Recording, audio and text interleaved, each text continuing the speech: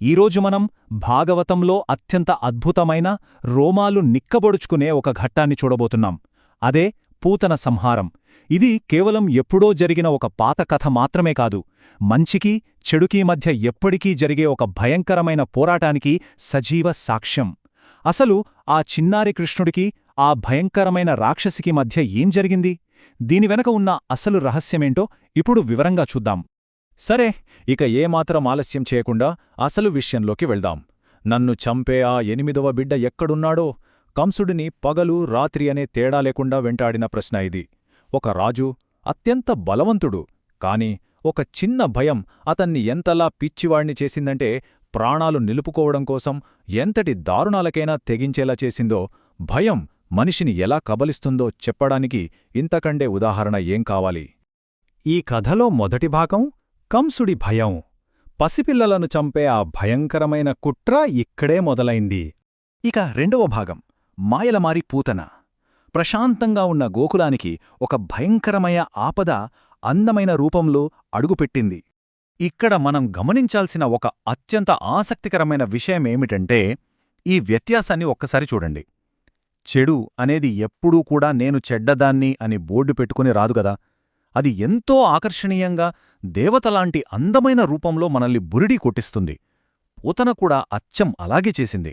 పైకి చూట్టానికి ఎంతో అందమైన స్త్రీ, కాని లోపల మాత్రం విషం చిమ్మే క్రూరమైన రాక్షసి. మంచికీ చెడుకీ మధ్య ఉన్న వ్యత్యాసాన్ని ఇది అద్భుతంగా కళ్లకు కడుతోంది. పూతన పన్నిన ఆ మాయాజాలం ఎంత పక్కాగా ఉందో ఇక్కడ చూస్తే అర్థమవుతోంది. ముందుగా అందరి కళ్ళు చెదిరేలా ఒక అందమైన స్త్రీ రూపంలో ప్రవేశించింది. ఆ తర్వాత ఏంటి? తన మాటలతో ప్రవర్తనతో గోకులంలో ఉన్న వాళ్లందర్నీ ఒక కన్నతల్లిలా నమ్మించింది. వాళ్ళెంతలా మోసపోయారంటే ఆమెని ఎవరూ కనీసం అనుమానించలేదు కూడా. ఆ గుడ్డి నమ్మకాన్నే ఆసరాగా చేసుకుని ఆ చిన్నారికి విషం పూసిన పాలివ్వడానికి సిద్ధపడింది. అపాయం ఎంత సైలెంట్గా వస్తుందో చూశారు కదా. ఇక మూడవ భాగం ప్రాణాలు తీసే పాలు. తన పన్నాగం పారబోతోందన్న ధీమతో పూతన విషపూరితమైన ప్రయత్నానికి పూనుకుంది. గోకులం మొత్తం ఆ మాయలో మునిగిపోయిన వేళ పూతన ఆ పసికందును తన చేతుల్లోకి తీసుకుంది. విషం పూసిన పాలను తాగిస్తున్న ఆ క్షణం, అబ్బా, నిజంగా గుండె ఆగిపోయేంత టెన్షన్. కాని అక్కడ ఉన్నది మామూలు పసిబిడ్డ కాదు కదా. ఆ చిన్ని కృష్ణుడు అనుకున్నంత బలహీనుడేం కాదు. పూతన పన్నిన ఆ మాయాజాలాన్ని ఊహించిన రీతిలో రివర్స్ చేశాడు. పాలు తాగడం కాదు, ఆ పాలగుండా పూతన శరీరంలోని ప్రాణశక్తినే లాగేశాడు. అప్పటిదాకా తనదే పైచేయి అనుకున్న రాక్షసి ఆ చిన్నారి దెబ్బకు విలవిలలాడిపోయింది. చీకటి మీద వెలుగు సాధించిన అద్భుతమైన విజయమిది. ప్రాణాలు పోతున్న చివరి క్షణంలో పూతన మాయంతా పటాపంచలైపోయింది. కొండంత ఆకారంలో ఉన్న ఆ భయంకరమైన రాక్షసి ఒక్కసారిగా నేలమీద కుప్పకూలిపోయింది. ఆ వికృత రూపాన్ని, ఆ భారీ శబ్దాన్ని చూసి గోకులం మొత్తం ఒక్కసారిగా ఉలికిపడింది. అసలేం జరిగిందో ఎవ్వరికీ అర్థం కాలేదు. కాని అప్పుడే పరిగెత్తుకుంటూ వచ్చిన యశోదమ్మ ఏమీ ఎరగనట్టుగా నవ్వుతూ ఆడుకుంటున్న కృష్ణుణ్ణి చూసి కన్నీళ్లతో అక్కున చేర్చుకుంది. ఒక కన్నతల్లి పడే ఆవేదన, ఆనందమంతా ఆ ఒక్క క్షణంలో కనిపిస్తుంది. ఇక ఆఖరి భాగం చెడుపై మంచి సాధించిన శాశ్వత విజయం. కాబట్టి ఇక్కడ అత్యంత కీలకమైన పాయింట్ ఏమిటంటే, ఇదంతా కేవలం ఒక రాక్షసిని చంపిన కథ మాత్రమే కాదు. దీని వెనుక మనం అర్థం చేసుకోవాల్సిన ఒక చాలా లోతైన పరమార్థం ఉంది. ఈ అద్భుతమైన ఘట్టం నుండి మనం ప్రధానంగా నేర్చుకోవాల్సిన పాఠాలు 3ఉన్నాయి. మొదటిది, శక్తికి ఆకారం అడ్డంకి కాదు.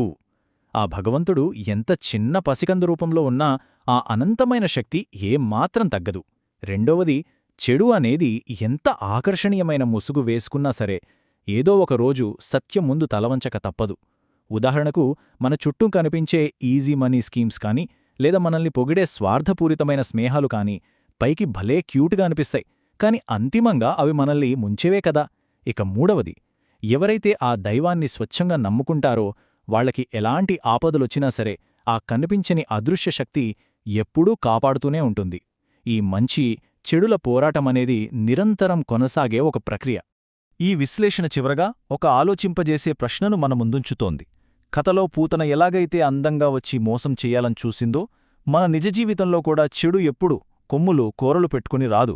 అది నమ్మకాన్ని కలిగించే ఒక తీయని మాయలోనే దాగి ఉంటుంది.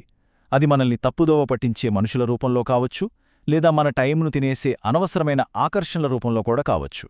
మరి మన దైనందిన జీవితాల్లో అడుగడుగునా ఎదురయ్యే ఇలాంటి పూతనలను మనం ఎలా గుర్తించాలి? ఆ ఆకర్షణ వెనుకున్న అసలు నిజాన్ని ఎలా గ్రహించాలి? ఈ ఒక్క లోతైన ప్రశ్నతోనే ఈనాటి విశ్లేషణను ముగిద్దాం. మళ్ళీ కలుద్దాం.